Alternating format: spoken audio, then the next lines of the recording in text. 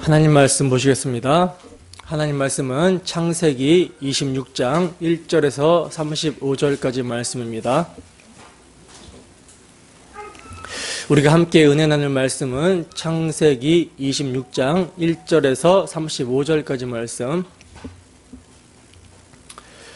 본문이 길기 때문에 3절에서 5절까지 말씀만 함께 합독하여 읽도록 하겠습니다. 시작.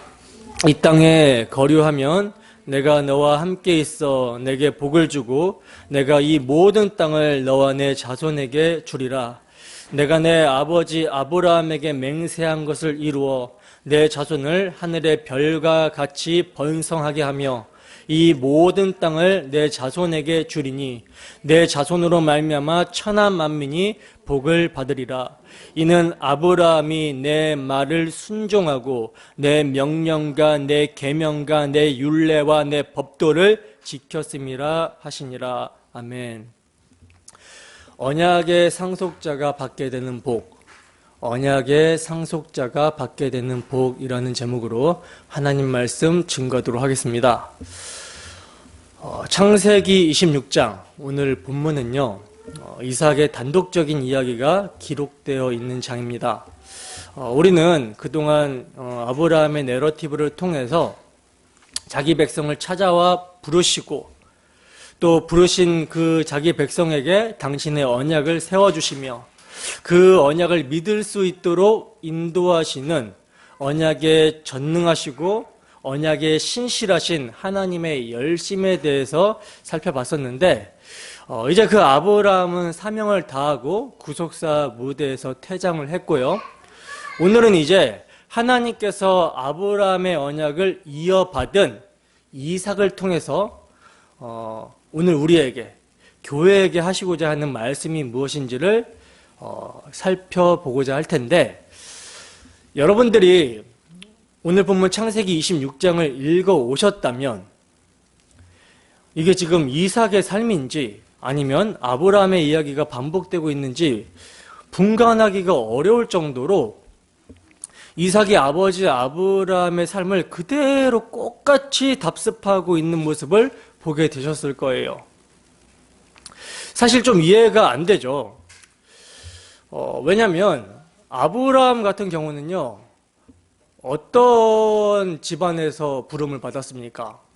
아버지 데라와 함께 우상을 만들어 팔기도 하고 또 섬기기도 하는 그런 집안에서 아브라함은 부르심을 받았으니까 실수할 수도 있고 넘어질 수도 있고 또 하나님의 언약을 불신하는 그런 모습을 보이기도 할 때 우리가 이해를 좀 할 수가 있는데, 근데 이삭은 약속의 자녀로, 그러니까 믿음의 조상 아브라함의 가정에서 태어났잖아요. 그는 하나님의 약속에 의해서 출생을 했고요. 또 아브라함과 함께 75년간을 살면서 아브라함의 하나님을 직접 경험했던 사람이에요. 그리고 아마도 아버지 아브라함으로부터 하나님께서 그를 어떻게 인도하셨는지에 대한 이야기를 들었을 것입니다. 신앙교육을 잘 받았을 거라는 것이죠. 그리고 그 이야기 중에는 아브라함이 약속의 땅에서 기근이 들었을 때 애굽으로 내려간 일과 또 그곳에서 어머니 사라를 빼앗겼었는데 하나님의 은혜로 그 사라를 되찾아 주신 일도 들었을 거예요. 그리고 이삭에게는 자기가 제물이 될 뻔했는데 대신 양이 바쳐진 모리아 사건의 그 기억, 모리아 산의 사건의 그 기억도 잊을 수가 없는 기억이며 생생하게 그의 머릿속에 각인이 되었을 것입니다. 그리고 거기서 하나님께서 아브라함에게 약속하신 말씀도 생생하게 다 들었던 사람이 이삭이에요. 모리아 산 사건에서 하나님께서 아브라함에게 약속하신 말씀이 무엇입니까? 내 씨가 크게 번성하여 하늘의 별과 같고 바닷가의 모래와 같게 하리니 내 씨가 그 대적의 성문을 차지하리라. 내 씨로 천하 만민이 복을 받게 하리라. 이런 말씀을 이삭은 다 들었던 사람이라는 것이죠. 근데 오늘 본문을 보면 이삭이 자기 아버지 아브라함이 했던 실수와 불신앙의 모습을 그대로 반복하고 있는 모습을 보게 됩니다. 어쩌면 그렇게 아버지 아브라함과 똑같은 모습을 보이고 있는지 몰라요. 그렇다면 성경은 이러한 이삭의 모습을 왜 적나라하게 기록을 하고 있을까요? 이삭의 연약한 부분, 이삭의 불신앙의 그 내용을 왜 이렇게 적나라하게 기록을 하고 있을까? 답은요, 하나님의 은혜가 아니면 아담 안에서 범죄한 인생들은 자신의 어떤 됨됨이나 자신의 자격이나 자신의 어떤 노력, 조건 등으로 하나님의 언약의 백성이 될 수 없다라는 것을 계시하고 있는 거예요. 그리고 하나님은 이렇게 자격이 없고 정말 불가능한 자기 백성에게 찾아오셔서 당신이 세워주신 언약을 근거로 당신의 복을 부어서 당신의 백성을 만들어내시고야 마신다라는 하나님의 은혜와 언약의 신실하심을 보여주고 있는 것입니다. 그게 오늘 우리가 살펴볼 본문의 이삭의 생애에 나타난 하나님의 열심인 거예요. 그리고 그 이삭의 이야기를 통해서 오늘날 교회인 우리에게 동일하게 역사하시는 하나님의 열심을 계시하고 있는 것입니다. 그래서 그 하나님의 열심에 대한 계시를 우리가 오늘 좀 살펴보도록 할 거예요. 본문 1절을 보겠습니다. 함께 있습니다. 시작. 아브라함 때에 첫 흉년이 들었더니 그 땅에 또 흉년이 들매 이삭이 그랄로 가서 블레셋 왕 아비멜렉에게 이르렀더니. 아멘. 자, 보시면 약속의 땅이요, 아브라함 때에도 흉년이 들었는데 이삭의 때에도 흉년이 들었다라고 말씀을 하고 있어요. 여러분, 우리는 아브라함이 약속의 땅에서 그 땅에 기근이 들었을 때 뭐 하나님의 언약이고 뭐고 자기 목숨을 스스로 살려보겠다고 애굽에 내려가고 거기서 또 아내 사라로 말미암아 자신이 죽게 될까봐 자기 아내를 누이라고 해서 속여서 바로 왕에게 아내를 빼앗기게 된 사건을 살펴본 바 있습니다. 그죠? 하나님께서는 이러한 아브라함의 그 불신과 연약함을 드러내는 사건을 통해서 그를 훈련시키셨어요. 믿음의 훈련을 시키셨습니다. 그래야 하나님은 어떤 분이신지, 그러니까 당신은 어떤 분이신지 바로 왕의 집에 재앙을 내리시고 아내 사라를 되찾아 주심을 통해서 아브라함에게 가르치셨어요. 하나님은 자기 언약에 신실하시며 자기 언약을 반드시 이루시는 언약에 전능하신 하나님이시라는 사실을 그에게 가르치셨습니다. 그래야 결국 가나안 땅으로 돌아가게 만드셨다라는 거죠. 그런데 이제 이 하나님의 언약을 누가 계승받습니까? 아브라함은 이제 구속사 무대에서 자기 사명을 다하고 퇴장을 하고 그의 아들, 약속의 아들 이삭이 계승을 받잖아요. 그죠? 그래서 25장 11절에 보시면 아브라함이 죽은 후에 하나님이 그의 아들 이삭에게 복을 주셨고 이삭은 부엘라 헤로의 근처에 거주하였더라 하고 말씀을 합니다. 여기서 여러분, 이삭이 받은 복이 뭐예요? 아브라함이 죽은 후에 하나님이 그의 아들 이삭에게 복을 주셨다라고 말씀을 하고 있는데 지금 이삭이 받은 복이 어떤 복입니까? 하나님께서 아브라함에게 하신 언약, 맹세로 하신 약속이 이삭에게 계승이 되어 자손이 하늘의 별과 같이 많게 해주시겠다라고 하는 이 복을 이어받는 자가 된 것을 말하는 거예요. 이게 복입니다. 그럼 우리 이제 이삭은요, 아브라함이 경험한 하나님의 훈련을 그대로 경험하면서 하나님의 약속은 하나님께서 이루신다라는 것을 배워야 했던 거예요. 그래서 아브라함의 때와 마찬가지로 이삭의 때에도 약속의 땅에 흉년이 든 것으로 26장이 시작이 되고 있는 것입니다. 그렇다면 여러분, 이제 이러한 약속의 땅에 기근이라는 시험이 찾아왔을 때 이삭이 어떤 모습을 보여야 됩니까? 어떤 모습을 보여야 되죠?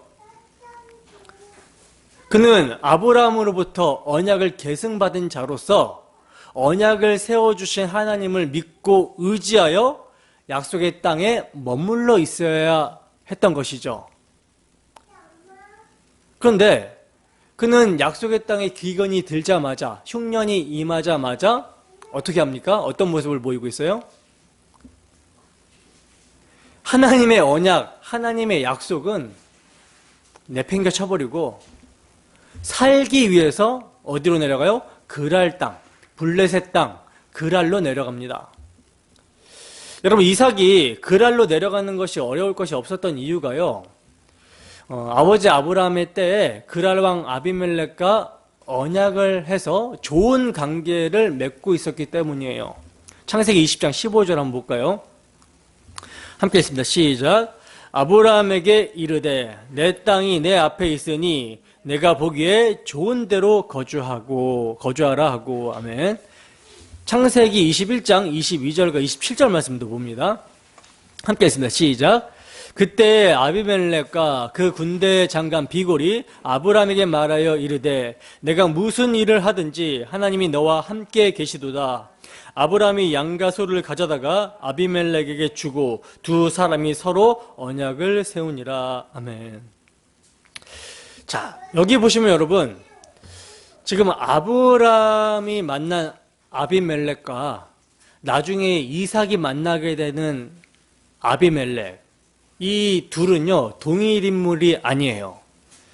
아비멜렉은 애굽이 그 왕을 바로라고 이렇게 칭했던 것처럼요, 그랄이 칭하는 왕에 대한 호칭입니다. 그리고 비골이라는 사람도 이렇게 동일하게 찾아오는 모습을 보게 되는데, 비골이라는 말도요 당시 군대 장관의 다른 호칭이에요. 그리고 아브라함이 아비멜렉을 만났을 때와는 지금 약 70년의 간격이 있음을 우리가 생각해 본다면, 이삭이 내려갈 때 만나게 되는 아비멜렉은 아브라함이 만났던 아비멜렉과 동일인이 아니라는 사실을 우리가 짐작해 볼 수가 있습니다. 그러나 그럼에도 이삭은 아브라함을 통해서 그 이전에 그랄 왕 아비멜렉과 아버지 아브라함이 좋은 관계, 언약의 관계에 있었다라는 것을 알았고, 그것을 알았기 때문에 그랄 땅으로 쉽게 내려갈 수가 있었던 거예요. 그런데 여러분, 이삭은요 그랄 땅에 내려가는 것으로 그치는 것이 아니라 거기서 한숨을 돌린 뒤에 더욱 풍요로운 애굽으로 내려가려고 했던 생각을 했던 것 같아요.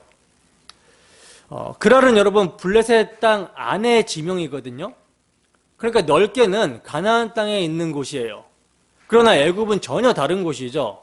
그러니까 애굽으로 내려간다는 것은요 약속의 땅을 완전히 떠나는 것이 되고 마는 것인데, 이삭은 지금 기근으로 인해서, 흉년으로 인해서 하나님의 언약을 내팽개치고, 언약의 계승자가 하나님의 언약을 망각하고 내팽개치고 생존을 위해서 자기 살겠다고 애굽으로 내려갈 생각까지 했던 거예요. 여러분, 지금 이삭의 영적 상태는 이삭이 내려간 그랄이라는 지역이 말해주고 있습니다. 그랄이라는 지역은요 가나안과 애굽의 중간 지점이거든요. 가나안과 애굽 사이 중간 지점이에요. 그러니까 이삭의 영적 상태는 그랄이라는 지역의 위치가 지금 말해주고 있듯이, 중간 상태, 위치가 말해주고 있듯이 차지도 아니하고 덥지도 아니한 미지근한 상태에 있었던 것입니다. 그러니 이러한 상태에서는요 어떻게 되기 쉽습니까? 세속화, 즉 애굽으로 내려가기가 쉽다라는 것이죠. 여러분, 선민 이스라엘에게 항상 찾아오는 두 가지 위험이 있었어요. 이스라엘 백성들이 항상 언약을 망각하고 언약을 내팽겨 쳐버리게 될 때, 그래서 그들의 신앙이 미지근해질 때 항상 그들에게 찾아오는 두 가지 위협이 있었습니다. 첫 번째는요 약속의 땅을 떠날 위험과 두 번째는 이방인들과의 혼합, 세속화의 위험입니다. 이것을 통해서 성도들에게 말씀해주고 있는 바는요, 성도는 복음에서 이탈할 위험, 그러니까 복음이 전해지는 교회라는 이 무리, 공동체, 하나님께서 언약의 백성을 보호하시기 위해서 교회라는 공동체를 허락하신 거거든요. 근데 복음을 망각하고 그 하나님의 언약에 대해 신앙이 미지근해지면요, 항상 교회에서 이탈될 위험, 세속화될 위험에 처해지게 된다는 거예요. 세상으로 나아가고 싶은 그런 욕망이 생긴다라는 거죠. 그렇기 때문에 이것을 우리는 늘 깨어서 경계해야 됩니다. 경계해야 돼요. 복음을 잃어버리고 복음을 망각하고 복음의 감격이 사라지게 되면 그 빈자리를 뭐가 채우게 되냐면 세상의 욕망이 채우게 돼요. 그리고 그 세상의 욕망이 우리 안에 들어오게 되면 우리의 사고와 생각을 사로잡습니다. 그래서 우리의 그 생각과 사고가 위의 것을 찾는 것이 아니라 땅의 것을 즐거워하고 기뻐하면서 그곳으로 나아가려고 하는 그런 모습을 보이게 된다는 거예요. 그래서 항상 영적 매너리즘에 빠지지 않도록 주의하라, 경계하는 것이죠. 제가 늘 영적으로 미지근한 상태에 있으면 우리는 이것을 경계해야 됩니다. 그리고 구원의 즐거움을 회복시켜달라고 간구하고 기도하셔야 되는 거예요. 하나님께서는 우리에게 무기를 주셨습니다. 사탄의 유혹. 사탄의 유혹은 두 가지로 찾아오거든요. 박해와 세상의 달콤함으로 꼬시는 그런 두 가지 유혹으로 찾아오는데, 하나님께서는 우리에게 우리의 마음을 지킬 수 있는 두 가지 무기를 주셨어요. 어떤 무기입니까? 말씀과 기도입니다. 우리 안에 계신 성령께서 탄식을 하고 계신다면 우리는 이걸 민감하게 받고 말씀을 상기시켜야 돼요. 복음을, 말씀을 듣는 자리로 속히 나아가야 되고, 그리고 그 말씀을 들었으면 들은 말씀이 우리의 심령 가운데 적용이 되고 그 말씀이 소화가 되게 해달라고 간구하고 기도하셔야 됩니다. 그럴 때에 이 복음이 지켜지는 거예요. 그리고 또 하나님께서는 당신의 택하신 백성을 가만 내버려 두시지 아니하시죠. 내버려 두시지 아니하시고 찾아오신다라는 거예요. 찾아오셔서 세속화로 빠지지 않게끔, 교회 밖으로, 언약 밖으로 나가지 않게끔 하나님께서는 우리의 삶의 환경과 상황을 주관하시고 또 우리의 심령을 탄식하게 하시면서 언약 안으로 인도하신다라는 것입니다. 이게 여러분 하나님의 은혜예요. 마음에 소원을 두고 행하시는 하나님의 은혜. 그런 은혜가 누구에게 있다? 언약을 받은, 복음을 믿음으로 하나님의 백성이 된 택하신 자들에게 있다라는 것이죠. 그래서 영적으로 미지근해져서 세속화, 애굽으로 내려갈 생각을 하고 있는 이삭에게 하나님께서는 찾아와 주시는 거예요. 찾아와 주셔서 말씀을 주시는 것입니다. 본문 2절입니다. 함께 읽습니다. 시작. 여호와께서 이삭에게 나타나 이르시되 애굽으로 내려가지 말고 내가 내게 지시하는 땅에 거주하라. 자, 보세요.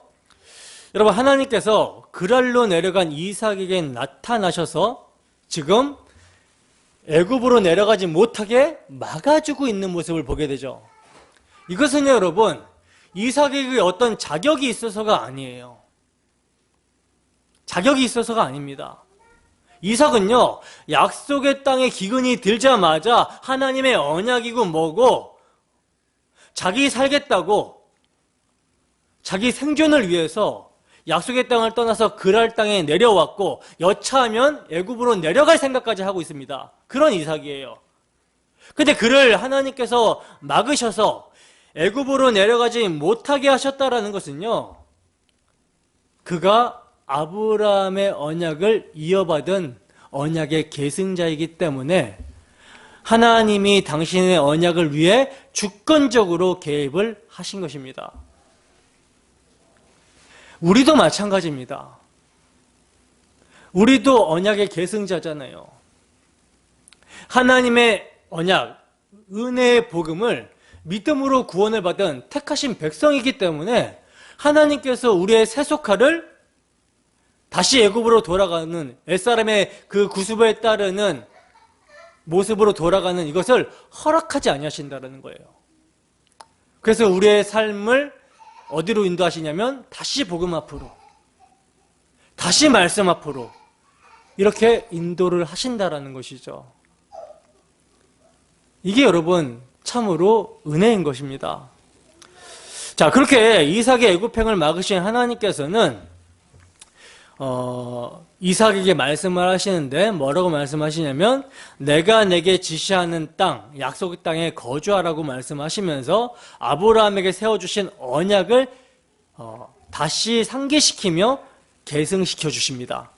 본문 3절에서 5절 말씀 함께 읽어보겠습니다. 시작.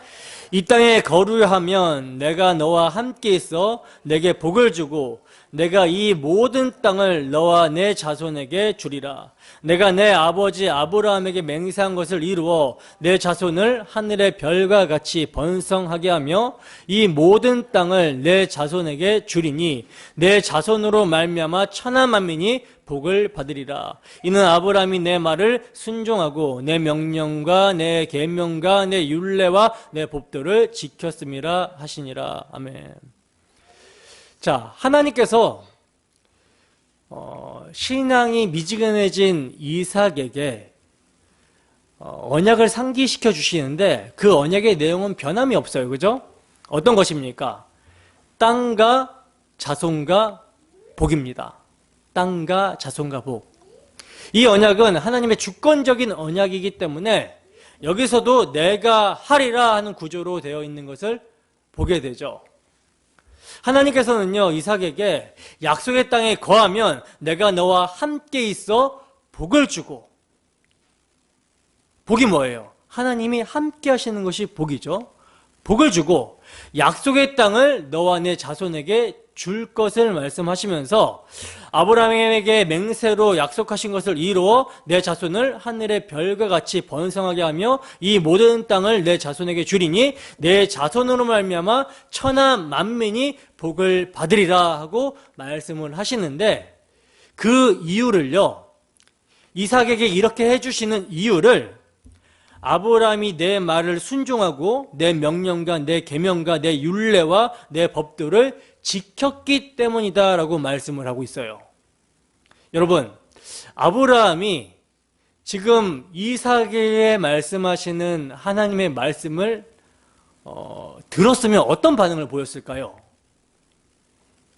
야, 나는 하나님의 말씀에 순종했고 하나님의 명령과 계명과 규례를 다 지켜 행했다, 이렇게 자랑했을까요? 아니죠.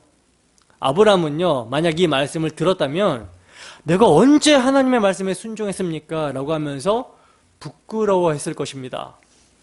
사실 여러분, 이런 모습이 하나님을 알고 또 믿음이 무엇인지를 알고 자신의 존재가 어떤 존재인지를 알게 된 성도에게서 나타날 수밖에 없는 당연한 모습이라는 거예요. 물론 아브라함에게 롯에게 거할 땅을 먼저 선택하라는 등 하나님을 신뢰하는 모습도 간혹 보여주기도 하지만 그는 결정적으로 하나님께서 약속하셨을 때 그 약속을 믿지 못하고 아들을 주시겠다라고 하시는 약속에 대해서 비웃음으로 반응을 합니다. 비웃음으로 반응을 했어요. 그리고 급기야 하나님의 약속의 때를 기다리지 못하고 하갈과 동침하여, 사라의 여종 하갈과 동침하여 자신의 수단과 방법으로 아들을 얻는 등 하나님의 약속을 전혀 신뢰하지 못하는 모습을 보여줬어요. 더 나아가 이삭이 사라의 뱃속에 있었을 때도 그랄 사람들을 두려워해서 자기 아내 사라를 누이라고 속여서 아비멜렉에게 빼앗기기도 합니다. 물론 아브라함의 믿음이 궁극적으로는 이제 하나님의 말씀에 순종하여 아들을 바치는 모습으로 드러나지만 그 또한도요, 하나님의 신실하신 은혜로 말미암아 아브라함이 하나님의 약속을 신뢰하였기 때문에 나타나게 된 결과라는 거예요. 그렇기 때문에 아브라함을 그러한 믿음의 사람이 되게 하신 하나님의 일하심의 결과임을 생각한다면 아브라함의 순종이라고 말할 수가 있습니까? 없습니까? 없는 것이죠. 따라서 아브라함이 말씀에 순종하고 율법과 계명과 율례와 법도를 지켰다라고 하는 것은요, 아브라함을 아브라함 되게 하신, 아브라함을 믿음의 사람으로 만들어내신 하나님께 초점을 맞추어서 생각을 해야 된다는 거예요. 그리고 여러분, 또 한 가지 생각해 봐야 되는 것은 뭐냐면, 아브라함의 시대에는요, 하나님이 시내산에서 이스라엘 백성들에게 율법과 계명과 율례와 법들을 주시기 전이라는 사실입니다. 율법을 주시기 전이에요. 근데 하나님께서는 율례와 계명과 율법과 계명과 율례와 법들을 아브라함이 그 모두를 지켰다라고 말씀을 하고 있어요. 이게 여러분 무슨 뜻일까요? 모세의 율법이 주어지기도 전인데 하나님께서는 아브라함이 하나님의 명령과 계명과 율례와 법들을 지켰다라고 말씀을 합니다. 이것은요, 아브라함이 장차 모세에게 주어질 율법과 계명 또한 지켰다라는 뜻이 되거든요. 왜냐하면 지금 여러분 우리가 살펴보고 있는 창세기는요, 율법입니다. 모세 오경 중에서의 한 권이에요. 토라, 즉 율법이에요. 율법책이기 때문에 아브라함이 장차 모세에게 주어질 율법과 계명 또한 지켰다라는 것이 된다라는 것이죠. 그렇다면 여러분, 계명을 지키고 율법을 지킨다라는 의미는 단지 법조항을 하나하나 실천하는 것이 아니라는 사실을 우리가 알 수가 있죠. 이게 여러분 굉장히 중요한데 이것을 이해하지 못하기 때문에 오늘날 교회가요, 말씀을 순종해야 된다, 지켜야 된다라고 그러면 이것을 성경의 어떤 항목과 조항을 하나하나 지켜서 실천하는 것으로 이해를 하는 거예요. 그러나 여러분, 말씀드린 대로 아브라함의 믿음은요, 하나님의 언약, 즉 약속을 믿는 믿음으로 드러났습니다. 여러분, 하나님의 언약을 믿게 되었다라는 것이 뭡니까? 하나님의 약속을 믿게 되었다, 믿는다라는 것은요, 인간의 방법으로 되는 것은 아무것도 없다라는 사실을 알게 되었다라는 뜻이거든요. 즉 아브라함의 어떠함이나 그의 노력이나 자격이나 공로, 그의 혈과 육은 부인되고 하나님께서 세워주신 그 언약만을 믿는 것, 그리고 그 언약을 믿음으로 말미암는 고백으로 이삭을 번제로 드린 것, 이것이 여러분 율법 지킨 거예요. 율법을 지킨 것입니다. 율법을 지킨 것으로 하나님께서 봐주시는 거예요. 여러분, 명령, 율례, 법도는 모두 언약을 설명하기 위해서 주어졌어요. 여러분, 하나님의 모든 말씀, 즉 명령과 계명과 율례와 법도는요, 하나님의 언약을 설명하고 인간으로 하여금 자신의 힘과 노력을 내려놓게 하며 하나님의 언약 안에서 그 하나님이 언약을 이루신다라는 것을 믿게 하는 데 있습니다.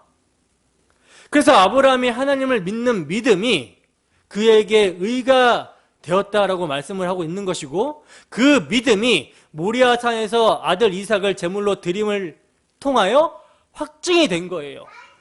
바로 이것을 하나님께서는 아브라함이 내 명령, 내 계명, 내 율례, 내 법도를 순종하고 지켰다라고 하시는 것입니다.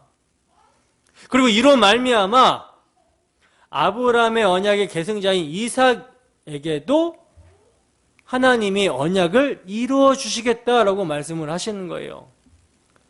아브라함을 훈련시키고 연단시키고 하나님의 언약을 믿는 자로, 순종하는 자로 만들어내신 하나님이 그 언약을 이어받은 이삭 또한 그렇게 만들어내시겠다라고 약속을 하시는 것입니다.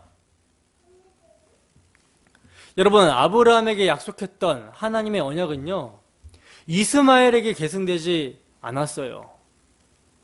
이스마엘에게 계승되지 않았고 이삭에게 주어졌습니다. 아브라함은 사라의 씨로 자식을 주시겠다라고 말씀하시면서 나타난 그 하나님의 말씀에 대해서 비웃으면서 이삭이 아니라 이스마엘이나 하나님 앞에 살기를 원하나이다, 이렇게 말을 했었는데, 하나님께서는요 이런 아브라함의 반응에 대해서 아니라 말씀하시면서 내 아내 사라가 정녕 내게 아들을 낳으리니 너는 그 이름을 이삭이라 하라. 내가 그와 언약을 세우리니 그의 후손에게 영원한 언약이 되리라. 이렇게 말씀을 하셨고, 그 약속하신 말씀에 하나님은 신실하게 이루어 주시고 있는 거예요. 그래서 이스마엘이 아니라 누구에게? 이삭에게 언약을 계승시켜주고 있는 것이고, 그래서 이삭을 찾아오셔서 그의 애굽행을 막아 서셨던 것입니다. 그런데 이삭은 흉년을 만나자마자 그가 거하고 있던 부엘라 헤로이를 떠나서 블레셋 땅 그랄로 내려갑니다. 하나님은 언약에 참으로 신실하신데, 언약을 받는 언약의 당사자 이삭은 그 메시아 언약에 성실하지 못하고 언약 안에 견고히 서지도 못하고 이탈하고 있는 점을 말해주고 있는 거예요.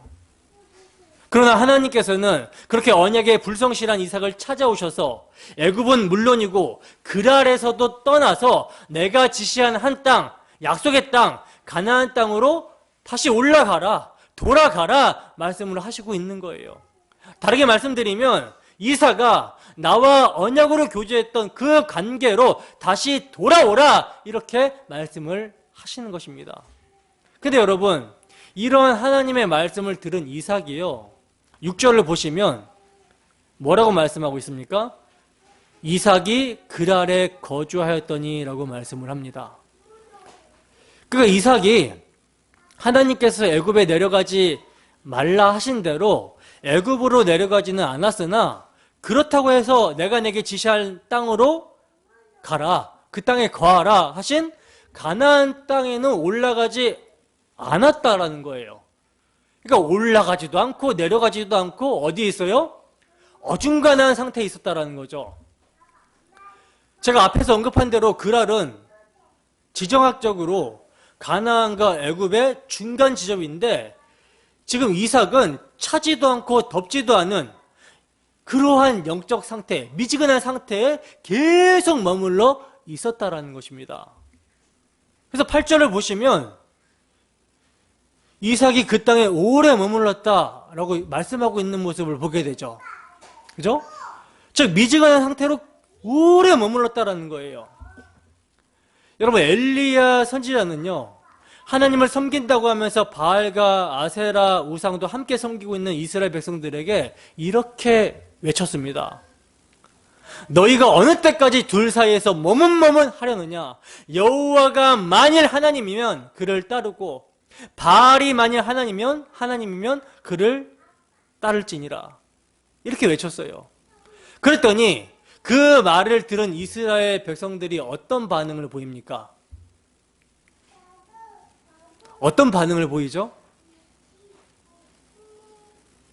열왕기상 18장 21절을 보면 백성이 한마디도 대답하지 아니하는지라, 이렇게 말씀을 하고 있어요. 왜 선지자의 책망에 대해서 너희가 어느 때까지 둘 사이에 머뭇머뭇하려느냐라고 하신 그런 책망에 대해서 백성들이 한마디도 하지 않았을까요? 그 이유는 간단합니다. 바알과 아세라를 사랑했기 때문이라는 거예요. 마찬가지로 이삭이 그랄로 내려간 것은요, 하나님의 약속, 하나님과의 그 교제보다는 육신의 위로를 주는 세속을 사랑한 것이라고 할 수 있다는 거예요. 근데 완전히 타락할 수는 없어. 종교성이 있기 때문에 겁이 나서. 그러나 하나님과의 관계를 회복하고 싶어 하지는 않는 모습. 이러한 모습이 지금 지속되었다는 것이죠. 그럼 이러한 모습을 우리가 보면서 우리는 어떤 모습입니까? 여러분들의 영적 상태는 어떤 모습입니까? 약속의 땅, 가나안으로 올라간 상태입니까? 아니면 글 아래 머무르면서 영적으로 미지근한 상태에 오래 거하고 있습니까? 우리가 떠나야 될 죄에 오래 거하게 되었을 때 여러분 언약을 잃어버릴 수도 있다는 사실을 기억해야 됩니다.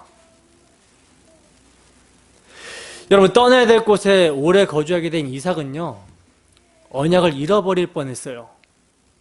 블레셋 사람들이 리브가로 인하여 자신을 죽일까봐 아내를 뭐라고 속입니까? 누이라고 속이죠. 약속의 자손 줄기에서 예수 그리스도께서 오셔야 되는데 그 약속의 자손의 통로가 될 리브가를 잃어버리게 되면 여러분 어떻게 되겠어요? 이거 큰일 나는 것이죠. 근데 지금 이삭은 그런 모습을 보여주고 있는 거예요. 그래서 하나님께서 개입을 하시죠. 하나님께서는 섭리로 이삭의 거짓을 아비멜렉에게 드러내어 버립니다. 그리하여 그렇게 아내를 누이로 속인 것을 아비멜렉이 알게 되고 아비멜렉이 이삭을 책망하는 모습을 보이게 된다는 거예요. 10절 말씀 함께 읽어보겠습니다. 시작. 아비멜렉이 이르되 내가 어찌 우리에게 이렇게 행하였느냐. 백성 중 하나가 내 아내와 동침할 뻔하였도다. 내가 죄를 우리에게 입혔으리라. 아멘. 여러분 이 상황이 지금 어떤 상황인지 그림이 그려지십니까? 굉장히 민망한 상황이에요. 하나님의 백성이라는 사람이 이방 왕에게 책망을 듣고 있는 것입니다. 오늘날 교회가 불신자들에게 지탄을 받고 욕을 받고 있다는 점에서 동일한 모습인 것이죠. 이삭은요, 아버지 아브라함이 했던 실수를 반복을 하고 있어요. 아비멜렉은 이삭에게 너 때문에 내 백성 중 하나가 내 아내와 동침할 뻔했고 그렇게 되었다면 너 때문에 우리가 죄를 지을 뻔했다라고 하면서 이삭을 책망합니다. 그리고 모든 백성에게 이삭의 아내 리브가를 범하는 자는 다 죽여버리겠다라고 선언을 하고 있어요. 이것을 보면 여러분 누가 의로워 보입니까? 아브라함이 아니라 아비멜렉이 의로워 보이죠. 굉장히 아비멜렉은 정의로운 사람이며 백성들을 법으로 잘 다스리는 사람이라는 사실을 우리가 엿볼 수가 있죠. 근데 여러분 여기서 우리가 한 가지 생각해 봐야 되는 것은 뭐냐면 만약에 하나님이 아비멜렉처럼 법으로 아브라함이나 이삭을 다스렸다면 어떻게 됐을까요? 두말할 것 없이 죄에 대해서 심판받고 멸망했을 것입니다. 죽었을 거예요. 만약에 법으로 아브라함과 이삭이 어떤 조건을 지켜서 하나님께서 내세워주는 하나님께서 지키라고 하는 어떤 법을 지켜서 하나님의 백성이 되고 그 하나님의 백성으로 유지가 되었다라고 한다면 그들은 망했을 거예요. 하나님의 백성에서 탈락돼도 진작에 탈락됐을 것입니다. 그러나 하나님은 그들을 뭘로 대해요? 용서로 대하고 있는 모습을 보게 되죠.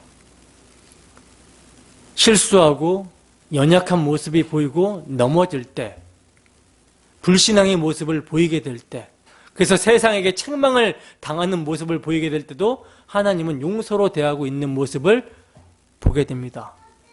이게 여러분 약속의 본질이거든요. 왜 하나님께서 용서로 대하실까요? 그것은요, 하나님이 그들에게 하나님의 언약을 세워주셨기 때문에 그래요. 내 자손으로 천하 만민이 복을 얻는다라는 이 약속은 그리스도가 오심으로 성취가 되는데, 아브라함의 씨로 예수 그리스도를 보내셔서 대속을 통하여 십자가 피 흘리심을 통하여 영원히 자기 백성을 용서하심으로 말미암아 하나님도 의로우시고 예수 믿는 자도 의롭다 하시기로 하나님께서 그렇게 정하셨기 때문입니다. 그것을 구원의 길로 정하셨기 때문에 그래요. 그래서 신자는, 성도는 그리스도를 믿음으로 영원한 약속에 참여하게 되는 것입니다. 물론 지금 저는요, 이삭이 잘했다, 이삭이 거짓말한 게 잘했다라고 말씀을 드리는 것이 아닙니다. 우리는요, 이방인들, 즉 불신자들 앞에서 선한 영향력을 끼쳐야 돼요. 선을 행해야 되는 자들입니다. 주 예수 그리스도의 덕을 기리고 주 예수 그리스도를 선전해야 돼요. 그 이름과 그 영광을 위해서 참고 인내하고 견디며 손해를 볼지라도 선을 행해야 됩니다. 그러나 지금 제가 말씀을 드리고자 하는 것은 뭐냐면, 하나님께서는 세상의 법대로 우리를 보시지 않는다라는 거예요. 세상의 법으로 보면요, 고린도 교회 같은 그런 교회는 교회라고 볼 수가 없어요. 진작 멸망하고 심판받아 마땅합니다. 근데 그런 교회라 할지라도 하나님께서 그들을 성도라고 부르시는 이유는, 거룩한 성도, 세상으로부터 구별시킨 내 백성이라고 부르는 이유는 그들의 모든 죄를 영원히 영단번에 그리스도께서 속죄하셨기 때문에 성도라고 부르는 거예요.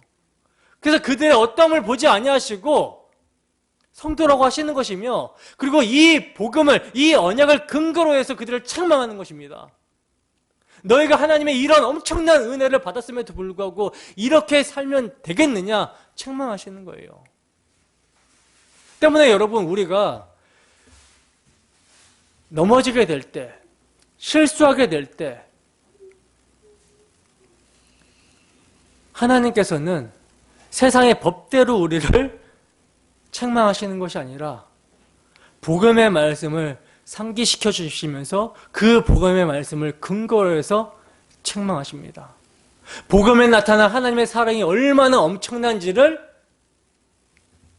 보여주시고 되새기시고 가르치시면서 우리를 책망하시면서 우리를 다시 복음 앞에 서게 하시는 그 하나님의 은혜, 그 은혜가 이삭에게 지금 나타나고 있어요.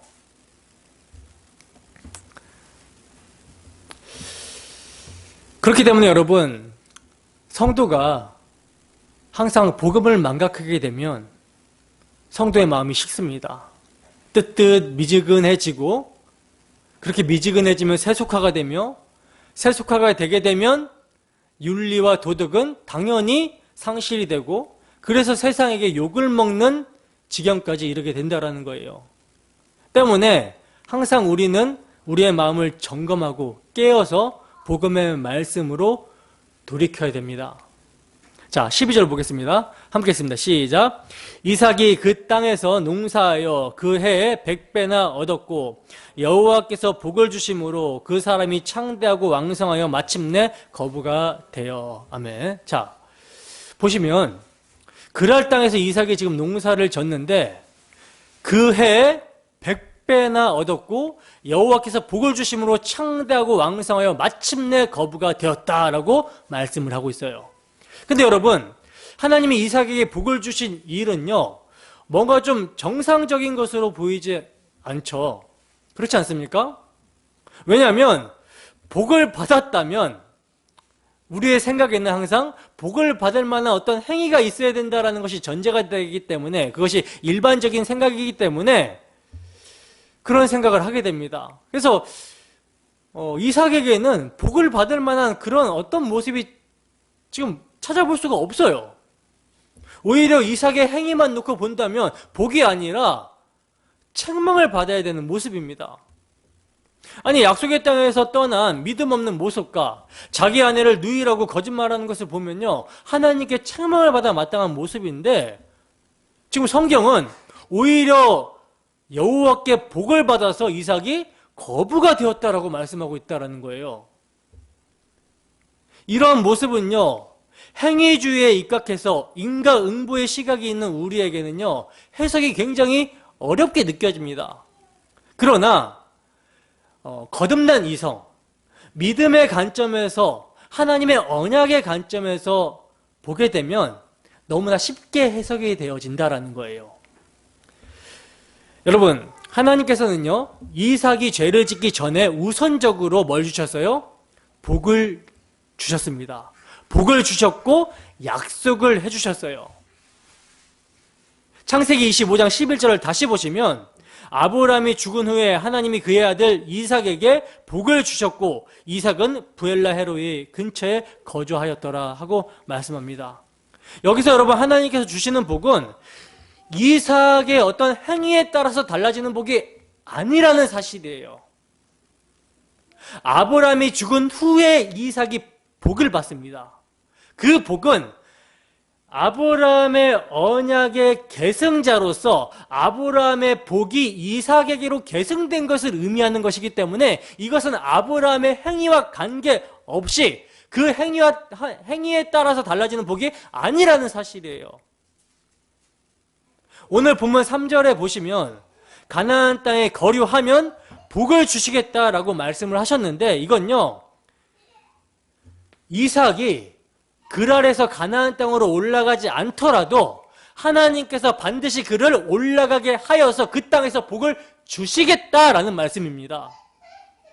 그러므로 여러분, 이삭이 범죄했을지라도, 죄를 범했을지라도 그에게 약속한 하나님의 복은요, 여전히 그에게 흐르고 있다는 것을 보여주는 말씀이 이삭이 100배의 결실을 얻고 복을 받아 거부가 되었다라는 말씀이에요. 그래서 거부가 되었다라는 말씀만으로 기록되어 있지 않고 여호와께서 복을 주심으로 라는 말씀이 들어가 있는 것입니다. 즉, 하늘의 복을요, 땅의 단어로 설명을 하고 있는 거예요. 그러니까 여러분, 우리는 지금 이 말씀을 대할 때 이삭이 세속의 복을 받은 것에 집중해서는 안 되고, 그의 행위와 관계없이, 상관없이 신실하신 하나님의 언약으로 말미암아 그가 복을 받고 복이 그에게 수여가 되고 있음을 감격해야 되고 기뻐해야 되는 것입니다. 왜? 그의 모습은 우리의 모습이기 때문에. 디모데후서 2장 13절 말씀 볼까요? 함께 했습니다. 시작.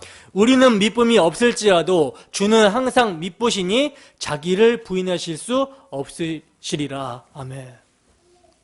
우리는 여러분, 신실해요, 신실하지 못합니까? 신실하지 못해요. 우리는 미쁨이 없어요. 그렇기 때문에 조문대로 보면, 율법대로 보면 망해야 됩니다. 저주를 받아야 됩니다. 버려져야 됩니다. 그런데 누가 신실해요? 하나님이 신실해요. 뭐에? 당신이 하신 언약에 신실해요. 그래서 우리가 언약에 미쁘지 못할지라도 하나님은 언약에 항상 미쁘시기 때문에 자기를 부인하실 수 없는 거예요. 하나님께서 언약하신 바를 이루어 주시지 아니하시면 이거는 하나님이 자기를 부인하는 모습이 됩니다. 근데 그럴 수 없다라는 거죠. 그렇기 때문에 하나님의 미쁘심이 우리의 구원이 되는 거예요. 이해가 되십니까? 자, 그런데 이렇게 이제 이삭이 여호와께 복을 받아서 마침내 거부가 되었는데, 거부가 되었다면, 복을 받아서 거부가 되었다면 예상되는 삶이 무엇입니까? 복을 받아서 재물이 많아지고 거부가 되었어요. 야, 누가 봐도 부자야. 그렇게 되었다면 우리가 예상하는 삶이 있잖아요. 그 삶이 어떤 삶일까요? 그 거부가 된 그 재물을 가지고 재물을 펑펑 쓰면서 행복하게 살아가는 거, 요거를 이제 예상하게 되잖아요. 그죠? 거부가 되는 것을 싫어하는 사람은 없을 것입니다. 거부만 된다면 부족함이 없고 하고 싶은 모든 것을 하고 누리며 행복하게 살 수 있다는 것이 일반적인 생각이기 때문에 누구나 거부가 되는 것을 희망한다라는 거예요. 그런데 이삭을 보면요, 거부가 된 것으로 인해서 시기를 받게 되는 모습을 보게 됩니다. 13절에서 15절 말씀을 보면 그 사람이 창대하고 왕성하여 마침내 거부가 되어 양과 소가 떼를 이루고 종이 힘이 많으므로 블레셋 사람이 그를 시기하여 그 아버지 아브라함 때에 그 아버지의 종들이 판 모든 우물을 막고 흙으로 메웠더라 하고 말씀을 하고 있어요. 즉 부자가 됨으로, 거부가 됨으로 말미암아 그랄에서의 평화롭던 삶이 깨어져 버린 거예요. 여러분, 이삭은요, 그랄 땅에서 이방인입니다. 근데 이방인인 이삭이 그들보다, 자신들보다 100배나 많은 소득을 얻고 자기들 땅에서 거부가 되니까 블레셋 사람 입장에서 보면, 그랄 사람 입장에서 보면 기분 좋은 일이 될 수 없을 뿐만 아니라 시기의 대상이 되는 것이 너무나도 분명하다라는 거예요. 그래서 그들은 아브라함 때 판 모든 우물을 막고 흙으로 메워버립니다. 그리고 그랄 왕 아비멜렉도 이삭을 불러서 내가 우리보다 크게 강성한지 우리를 떠나라 하고 말씀을 하고 있어요. 떠나라. 그래서 결국 이삭은요, 거부가 된 것 때문에 시기를 받아서 그랄 땅에서 쫓겨납니다. 그래서 그랄 골짜기, 거기에 장막을 치고 거류하게 되었다라고 말씀을 하고 있어요. 그러니까 이 모든 것이 무엇 때문에 인해서 발생이 됩니까? 시기를 받고 쫓겨나고 이런 것이 무엇 때문에 지금 발생하게 된 거예요? 무엇이 원인이에요? 거부가 된 거.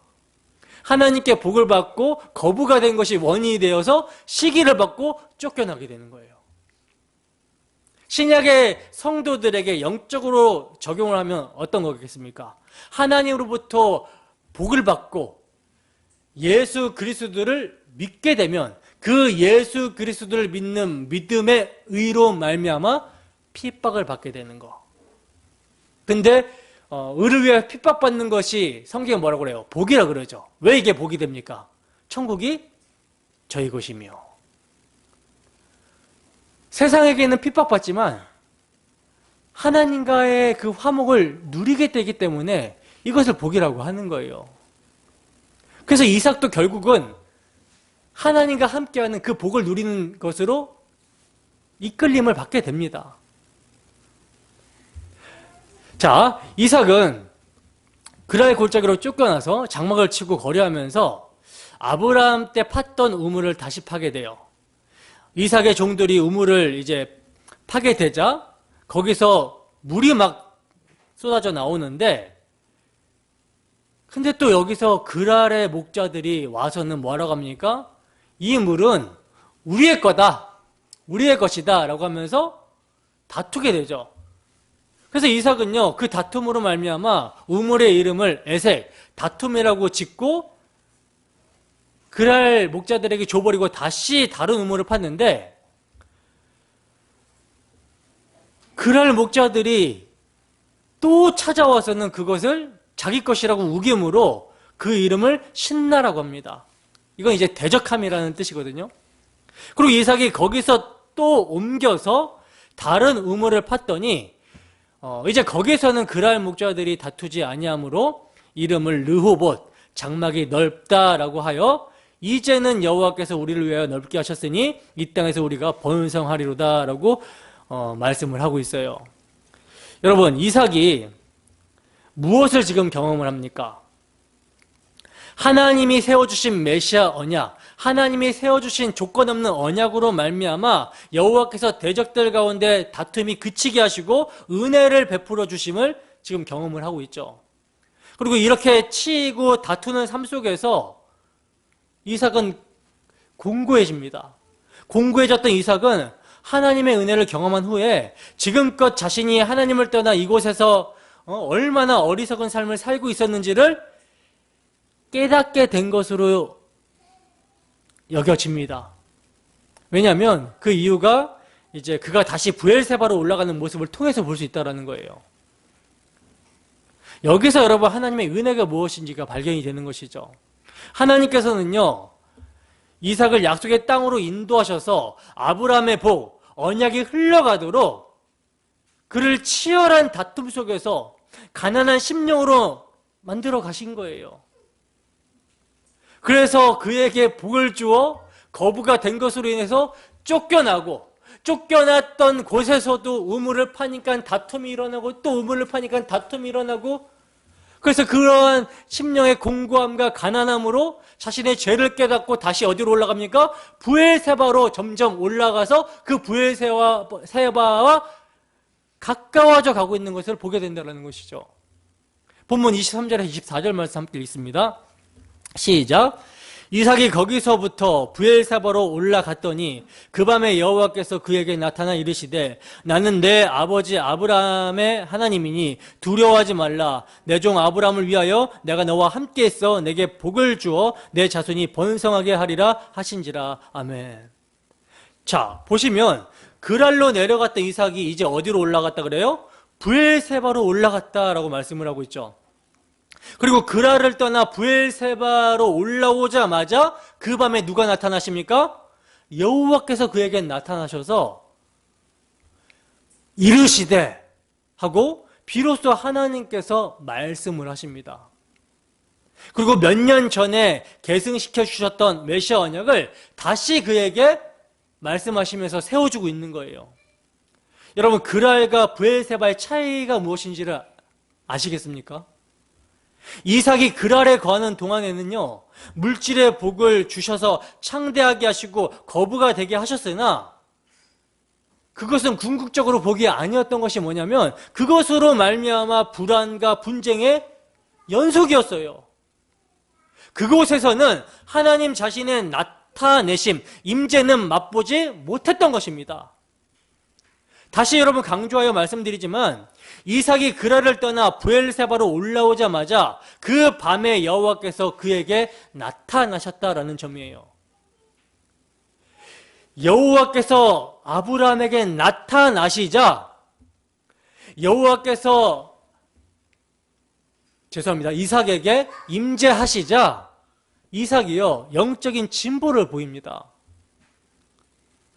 영적인 진보가 어떻게 드러납니까? 이삭이 거기에다가 제단을 쌓죠. 그리고 누구의 이름을 불러요? 여호와 이름을 부르고 거기에 장막을 칩니다. 그랄에서는요 제단을 쌓았다라는 말이 없어요. 여호와의 이름을 불렀다? 없어요. 그죠? 거기서 오래 거주했다라고 합니다. 근데 브엘세바로 올라와서 여호와께서 그에게 임재하자 여호와께서 말씀으로 나타나셔서 그에게 언약을 다시 세워주시자 그가 그것에 단을 쌓고 제단을 쌓고 여호와 이름을 부르고 거기에 장막을 칩니다. 그러니까 이삭은 브엘세바로 돌아와서 하나님의 언약을 받아들이고 그 의미를 깨닫고 제단을 쌓은 거예요. 즉 아브라함이 그리스도의 십자가를 예표하는 제단에 약속의 아들 이삭을 바침으로 메시아 언약의 복을 받은 것처럼 이삭도 지금 제단을 쌓고 있는 거라는 것이죠. 그리고 그곳에서 여호와의 이름을 부릅니다. 즉 자신이 행한 일은 죽어 마땅하지만 대속제물이 되어주신 약속의 씨 자손으로 말미암아 자신의 죄가 사하여진다라는 것을 믿고 고백하며 여호와의 이름을 불렀던 거예요. 그랬더니 여러분 어떠한 일이 발생하게 됩니까? 25절입니다. 이삭이 그곳에 제단을 쌓고 여호와의 이름을 부르며 거기 장막을 쳤더니 이삭의 종들이 거기서도 우물을 팠더라. 제단을 쌓고 여호와의 이름을 부르고 장막을 친 후에 뭐가 발견돼요? 우물이 발견돼요. 근데 여기서 발견되어진 우물은요 그 아래서 팠던 우물과 차원이 다른 우물이었습니다. 어떤 점에서 차이점을 보이죠? 다툼이 없어요. 그리고 메워짐이 없는 우물입니다. 이 우물을 이 약속의 땅에서 주어지게 되는 다툼이 없는 평강 가운데 주어지게 되는 우물을 신약 성경에서는 이렇게 말씀하고 있죠. 요한복음 4장 13절에서 14절 말씀 함께 했습니다. 시작. 예수께서 대답하여 이르시되 이 물을 그랄에서의 우물입니다. 마시는 자마다 다시 목마르려니와 내가 주는 물을, 이거는 이제 브엘세바의 우물이겠죠, 그죠? 마시는 자는 영원히 목마르지 아니하리니 내가 주는 물은 그 속에서 영생하도록 솟아나는 샘물이 되리라. 아멘. 여러분, 그랄에 머물러 있었을 때 이삭의 삶은요, 우물을 파고 또 파고 마셔도 해갈이 되지 않는 목마른 삶의 연속이었어요. 그러나 약속하신 땅 브엘세바로 돌아와서 제단을 쌓자 하나님과 교제가 다시 이루어지니까 영원히 목마르지 아니하는 그 영적 해갈을 그가 경험하게 된 것입니다. 그리고 더 나아가 대적하면서 이삭을 쫓아냈었던 아비멜렉 일당이요, 이삭에게 찾아옵니다. 찾아오셔서 여호와께서 너와 함께 하심을 우리가 분명히 보았으므로 나와 맹세하여 계약을 맺자라고 합니다. 그랄에 머무는 동안에는 물질적인 부요는 있었으나 마음의 평안은 없었어요. 그러나 이제 하나님과의 관계가 정상적으로 회복이 되자, 복음으로 돌아가자, 언약으로 돌아가자, 분쟁을 일으켰던 장본인이 제 발로 찾아와서 화친을 제의합니다. 하나님과의 관계가 회복되자 분쟁 또한 사라지는 것을 보게 된다는 거예요. 그리고 또 기쁜 소식이 전해지고 있죠. 32절. 그날에 이삭의 종들이 자기들이 판 우물에 대하여 이삭에게 와서 알려 이르되 우리가 물을 얻었나이다. 아멘.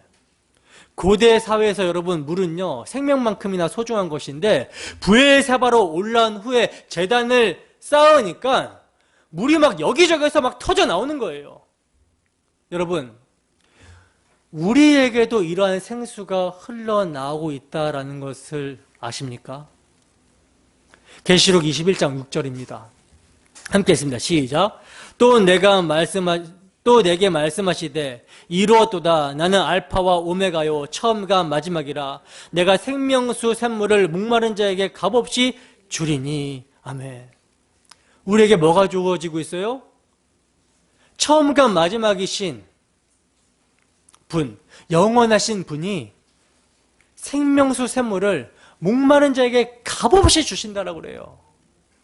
계시록 22장 17절 함께 했습니다. 시작. 성령과 신부가 말씀하시기를 오라 하시는도다. 듣는 자도 오라 할 것이요 목마른 자도 올 것이요 또 원하는 자는 값없이 생명수를 받으라 하시더라. 아멘. 이 생명수가 여러분 무엇입니까? 예수 그리스도의 십자가 피 흘리심, 그 피 흘리심으로 말미암는 하나님과의 영적인 화목, 회복, 평강, 이게 여러분 생명수예요. 하나님으로부터 오는 생명력, 그것을 누리게 되는 거. 여러분, 그리스도께서 십자가 제단에서 피 흘려주심으로 말미암아 우리에게 브엘세바의 우물이 터지게 해주셨습니다. 예수님의 대속을 믿는 자에게 그 배에서 생수의 강이 흘러나오리라. 즉 성령을 주시고 그 성령으로 말미암아 참된 영적인 해갈, 예수 그리스도의 피를 믿음으로 말미암아 끊어졌던 하나님과의 관계가 회복되게 하시고 그 하나님으로부터 오는 영적인 생명력, 하나님의 그 영원한 기업을 선물로 받게 하셨다는 거예요. 여러분, 우리는 우리 주 예수 그리스도를 믿음으로 말미암아 성령께서 주시는 세상이 줄 수 없는 평안함과 죄사함의 기쁨을 누리고 있습니까? 우리 주 예수 그리스도의 영광, 그 안에 담긴 보화로 말미암아 그것이 너무나 귀한 가치이기 때문에 세상의 것들을 헛된 것인 줄 알고 배설물로 버리고 있습니까? 이 시간 우리가 창세기 26장 말씀을 듣고 배우면서 적용해 봐야 되는 것은요, 지금 우리의 상태가 그랄에 머물러 있는 상태여서, 즉 십자가를 놓치고 있어서, 복음을 놓치고 있어서 생명수를 경험하고 있지는 못하고 있진 않은지 이것을 여러분 돌아봐야 되는 거예요. 여러분, 복이 무엇입니까? 무엇이 복입니까? 하나님의 언약, 복음이 주어진 자들에게 하나님께서 함께 하시고 그 언약을 믿는 믿음으로 인도하시는 하나님의 섭리의 인도하심이 있는 것이 복입니다. 바라건대 여러분들의 인생, 성도인 여러분들의 인생을 하나님께서 붙드시고 우리 주 예수 그리스도의 십자가가 밝히 보이도록 인도하여 주시기를 소원합니다. 그리하여 늘 우리가 넘어질 때에도, 연약할 때에도, 혹시 범죄할 때라 할지라도, 글 아래 있을 때라 할지라도 하나님께서 택하신 백성이기 때문에, 복음을 주신 백성이기 때문에 찾아와 주셔서 다시 브엘세바로 인도하시는, 하나님의 맹세가 있는 브엘세바로, 십자가로 올라가게 해주시는 그러한 은혜가 우리 모두에게 있기를 소원합니다. 기도하겠습니다.